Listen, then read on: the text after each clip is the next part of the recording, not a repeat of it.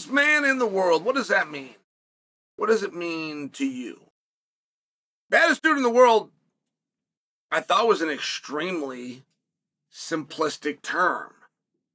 He could beat up all the other dudes. I thought. And then maybe you break it down a little bit closer. Maybe the guy's not that big, but he's a straight up hammer. For sure. So then you say things like, pound for pound.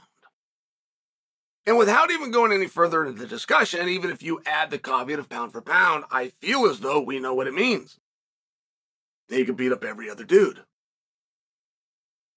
So what do you do if you get somewhere along the way of the process where there's another dude, right? What do you do if there's a pool shooting boy named Willie McCoy that walks in the room and says, I'm looking for Slim?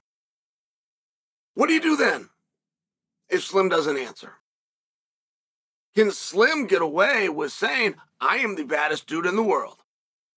You haven't earned it, so go away.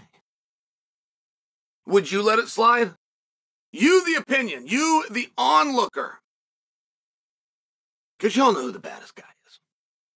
I could ask you your freshman year in high school, any one of you, that specific year, not just in that class, in the entire building, your freshman year, who the baddest dude was, and you will have an answer. I could skip to your junior year. You will have an answer. Every single one of you. Now, how'd you come to that opinion? Because while I know all of you do have an answer, I also know not one of you saw a tournament. Not one of you put the badasses in a bracket. There was different ways that you came to that, right? There was a way the guy carried himself. There was a little bit of a reputation that got out. It was a little bit more of an animal kingdom situation where you were able to figure it out. You might have had spot on the right guy and you might not have, and who knows?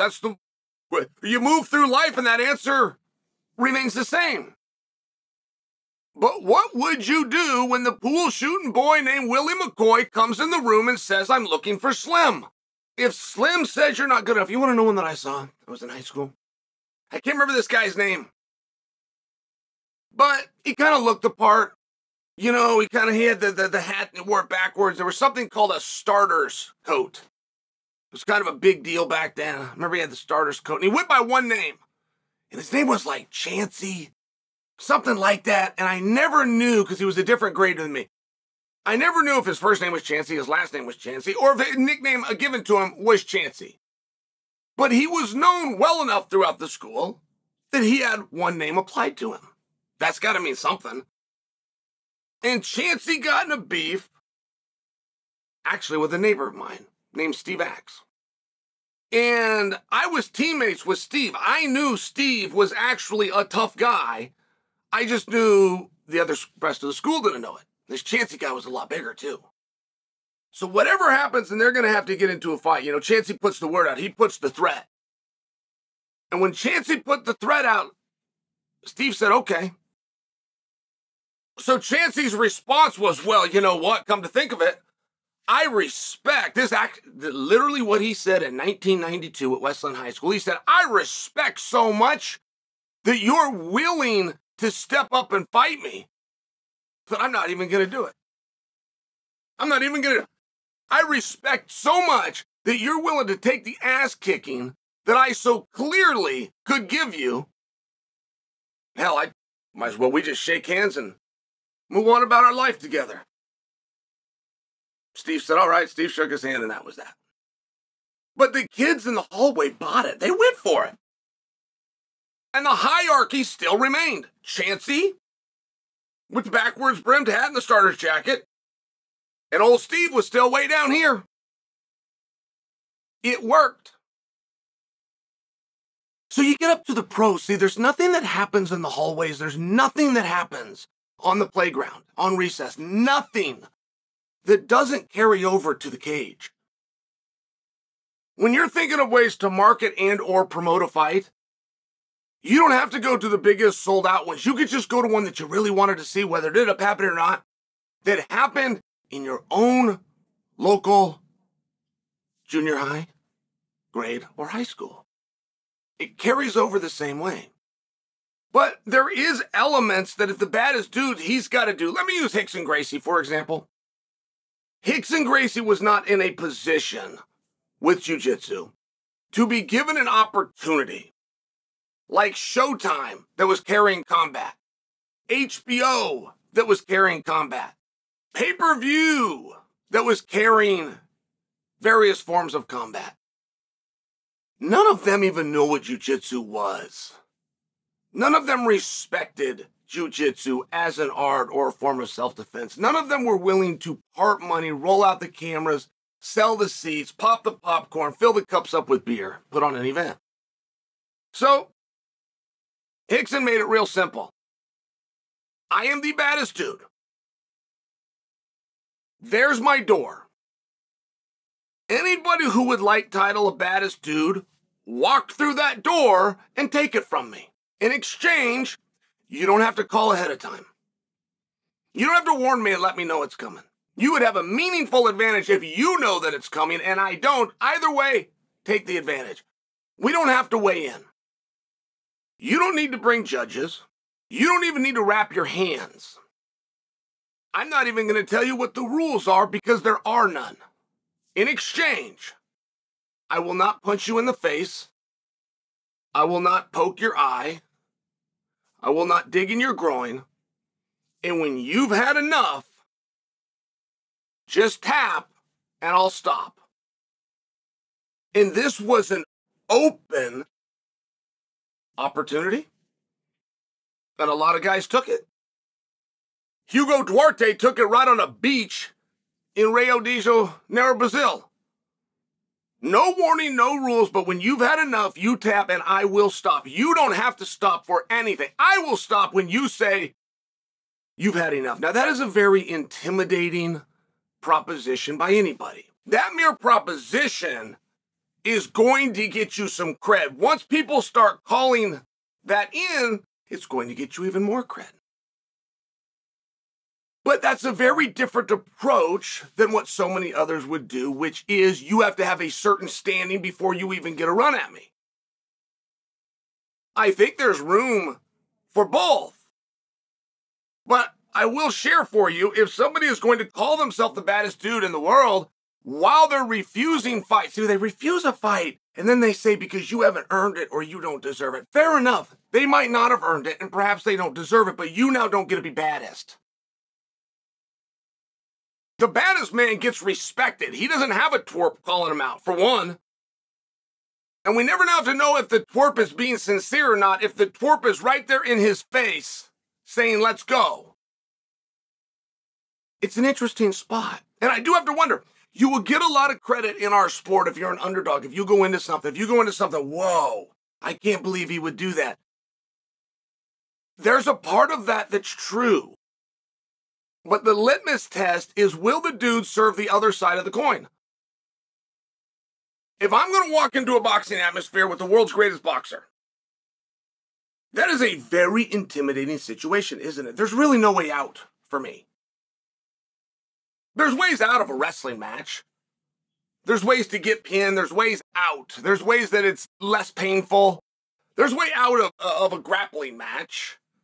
But in a boxing match, you are going to get bludgeoned.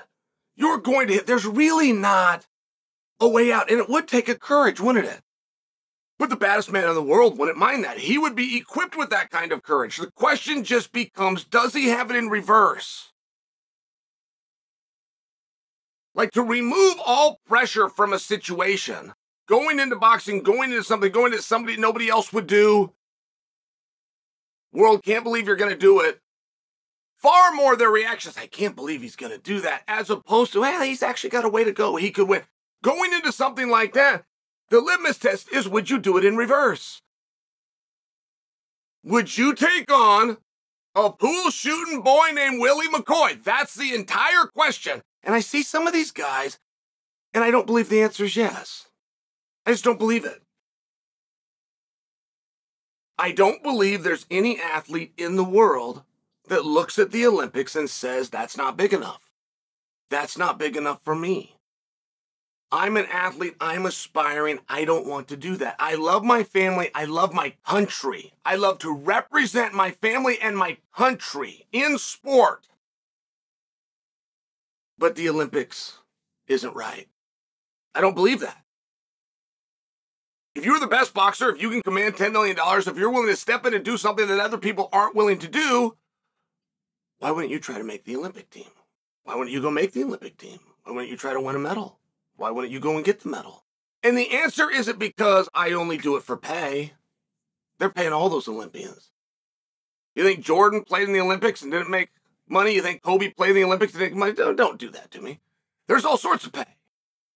But you're going to take on 16-year-olds, 19-year-olds. You're going to take on people that are unheard of. Take on people that haven't been on TV before, and you're not going to have footage of them. You're going to take on 2 and 3 in a day in the same day. Oh, and by the way the competitive architecture is set up, you for sure will find out who the actual best guy is. And I don't believe that anybody doesn't want that. But it's Olympic year. It's Olympic year right now. They have completely removed the mantra of amateur. We now all know that you do not have to fall, at least the way we used to understand that definition of amateur. Doesn't have to be anymore. At all. Not even close. But why don't they go out? And I asked a boxer this one time. I asked Jamie Huey this, as a matter of fact. 2016. I said, why does Floyd not go out for the Olympic team? Just by example, I just brought Floyd's name forward. And Coach Huey answered me very honestly. And he said, because Floyd is not certain he could make the team. I said, but what do you mean? Floyd is clearly the best fighter in the world. And he said, yeah, Chael, he is, but that's under professional rules. Amateur rules are actually different. The part of the glove and where you've got to touch the body, he said Floyd would have a really good chance, and Floyd would be the favorite if he put X amount of time aside and just focused on that. But he is not likely to just show up and make the team. And I just bring that to you. We got guys out there saying that they're the baddest dude in the world, or I want to be looked at as the baddest dude in the world. Like, you really want that. You want that really bad, and you cleaned out the competition, and you found a way to get into the spotlight. It's not as courageous as it appears. It's not as courageous when you're a 5-1 underdog and the world doesn't think you can do it. You just removed all the pressure from yourself. That's the opposite of courage. You found a way to game the system. The harder thing is to be the 5-1 favorite, to have all the pressure, to be the one that is supposed to clean house. And it's tough. It's tough. It's a mantra that a lot of guys want to have, and it's a mantra that a lot of guys will even take to the public and make about themselves. But there's a tournament that comes along every 4 years. It just so happens right now is that year. And if a dude really thought he was the baddest in the world, there is one way to prove it. It's against everybody else that makes the same claim.